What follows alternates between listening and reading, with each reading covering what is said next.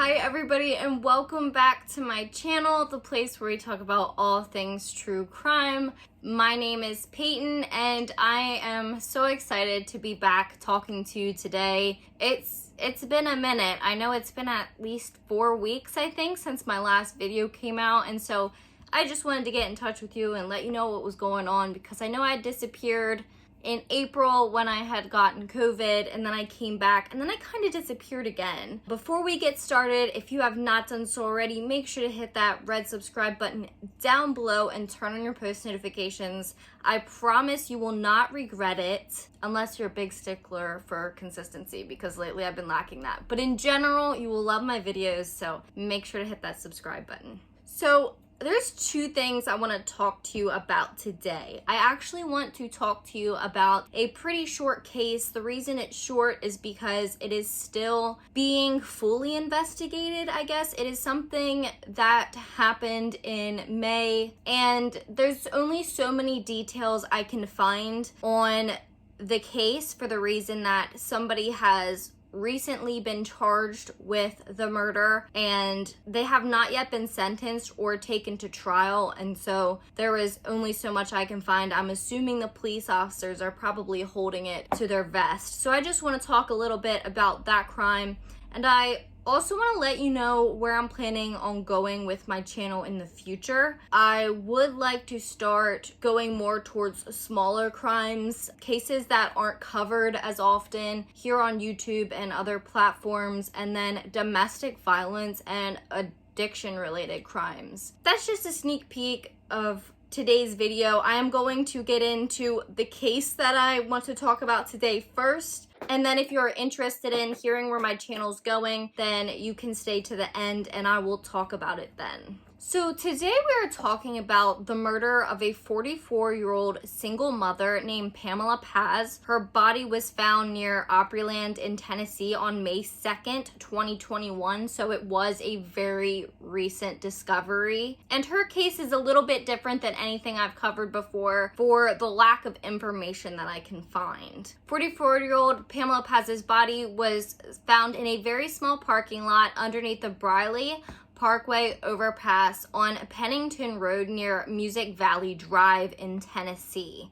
So in this case, the person who gives the most information about Pamela Paz, as well as her relationship with her boyfriend and where she had been, is actually her own daughter. This daughter is 18-year-old Kendall Smith. So Pamela Paz actually had 4 children. She was a single mother, and so when she was murdered, all of her kids were left to fend for themselves. So her 18-year-old daughter Kendall was the oldest, and then she had another sister as well as 2 brothers who were the ages 10 and 11. Paz's daughter Kendall Smith said that the last time Paz had been seen was actually at her grandmother's house, only a few days before her body was found in the town of Smyrna, located in Rutherford County, Tennessee. She began to worry when she heard from her 10 and 11-year-old brothers, who were not old enough to take care of themselves and lived with Pamela Paz, that they had not seen their mother for a few days, and so they were just living there all by themselves. 18-year-old Smith, Paz's daughter, had said May 2nd in the morning she had gotten a call from the Metro Police Department stating that her mother was missing, and it was only later in that night when she had seen news articles and reports that people had been sending her of an unidentified woman's body found under an overpass. She said, quote, "And I was like, that's my mom. There's no way that isn't. There's no one else who has those tattoos," end quote. On Monday morning, the police would then verify that the body of the woman was 44-year-old Pamela Paz, and she had actually died from strangulation. Besides the fact that she had died of strangulation, the police also revealed that there had been bruises on her face, which showed a struggle. Her daughter said that her mother did not deserve to die so violently, stating, quote, "They said she fought like hell to do what she could. Because I know whenever it happened, she was probably thinking, my kids, what am I going to do? I know she fought as hard as she could to get away," end quote. After Paz's body was found, her 10 and 11-year-old sons were actually put into foster care as she was their caretaker at the time. And the police began their search for who they believed may have a part in the crime. At first, 31-year-old Robert Miguel Johnson, who was Pamela Paz's boyfriend at the time, was only wanted for questioning in the case because of how close he was to Paz. But the police only wanted to talk to him further when they got a report that the day before Paz's body was found, he had tried to sell them a Dodge Charger with Pamela Paz's body in the back seat of the car. Eventually, police caught up to Johnson, and on May 7th, they would arrest him for the murder of Pamela Paz. And he would first try and provide them an alibi to get out of the situation, but the police would find that this alibi was false, and so the charges would be held against him. Johnson was actually jailed in Wilson County at the time for other charges, but at this point in time, he has probably already been booked in Nashville for the homicide charge. While I wish I could give more information on what happened to Pamela Paz to lead up to her death and her boyfriend allegedly trying to sell her body in the backseat of a Dodge Charger, there really isn't much more about this case that I can share at the time, other than some things about Paz and to shed light on the fact that she's not just a victim of a crime, she was a mother of 4, and she had actually become a grandmother, which excited her a lot. And it is incredibly sad that her life was taken too soon. And I also want to remind you that just like many other cases, this person has not been convicted of this crime yet. They have been charged with homicide, but they have not yet been convicted of Pamela Paz's murder. And as always, all people are innocent until proven guilty, even if they look super suspicious. So just keep that in mind. The fact that he tried to sell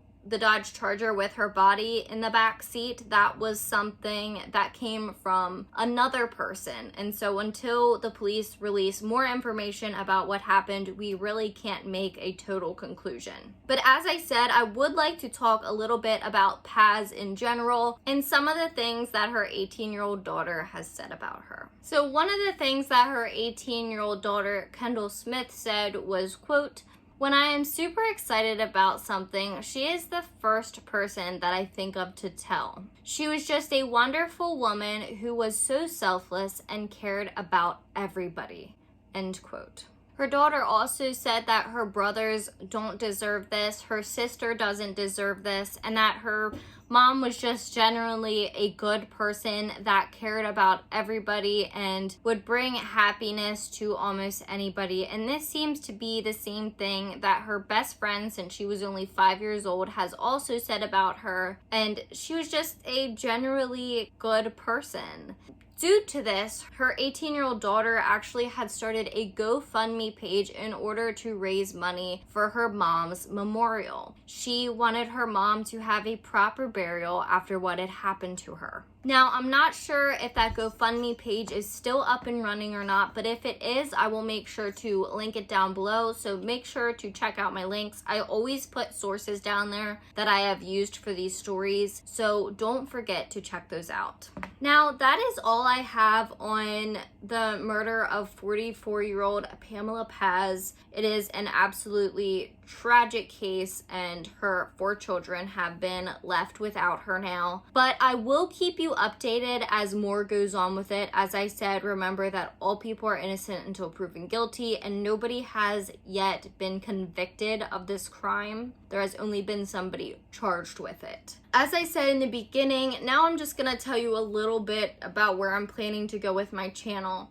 So when I first started this channel, I just wanted to do crime as a broad spectrum. I am now starting to, I think, niche down even more in the way that I want to focus more on smaller crimes. I have done some bigger crimes on here, especially serial killers, and I'm not saying I'm not going to do them anymore. I probably still will, but just not as often as small crimes like this one. I want to bring more attention to victims who haven't gotten it instead of the murderers themselves or even missing people. And I also really want to bring more attention to domestic violence victims, which until we learn more about Pamela Paz's case, I can't really identify her as a domestic violence victim. But by the way she was found and the reports that have been given, I do believe that she may have been. I just think domestic violence isn't talked about enough, especially when it comes to crime channels. And I'm not saying it's never talked about, but I think that these cases are so small most of the time that they're just kind of glossed over, and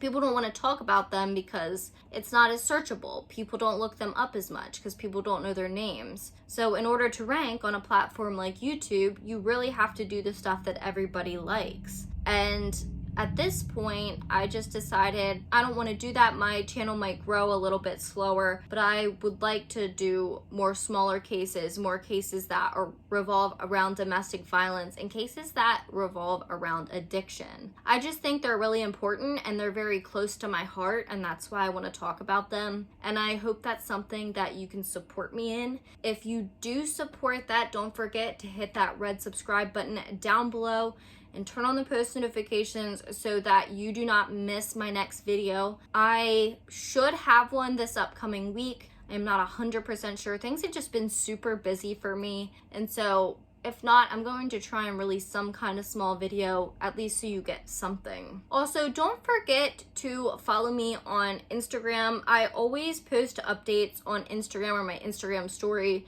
If there's supposed to be a video and I don't come out with one, I will let you know on my Instagram story. I can almost always promise you that I'll do that, almost always. But make sure to go to Instagram and find Killer Concepts Vlog and follow me just so you stay up to date, because I am not at the subscriber count on YouTube where I can do community posts, so I can't really update you on here. And if you have any case suggestions or anything else that you'd just like to share with me, don't be shy and reach out at killerconceptsvlog@gmail.com. I do read those emails and I would love to hear from you. Just remember that the world's most dangerous minds hide in the most unlikely places. Stay safe.